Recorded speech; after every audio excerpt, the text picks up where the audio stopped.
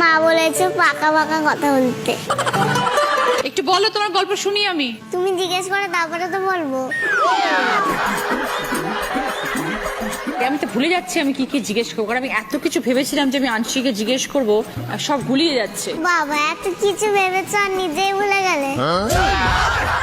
তুমি কি চাও আমি তোমায় কি জিজ্ঞেস করি? যা খুশি। এখানে এসে কেমন লাগছে? ভালো লাগছে কতটা? অনেকটা। কেন? এমনি এমনি এমনি ভালো লাগছে। সবার যেমন ভালো লাগে আমরা তেমন ভালো লাগছে। তাহলে সবার এখানে ভালো লাগে আসতে, কারণ সবাই তার কথা বলতে পারে, মনের কথা বলে, আনন্দের কথা বলে, দুঃখের কথা বলে, গিফট পায়, সেই জন্য আসতে ভালো লাগে। তা তোমার কি কি কারণে আসতে ভালো লাগে? আমি গিফট পাওয়ার কারণে আসতে। শুধু গিফট পাবে বলে এসছো? না আমার জন্য আসনি?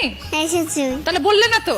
তুমি তো খুব cute. Thank you Anshi. Welcome. তুমি তো আমার থেকেও বেশি কিউট।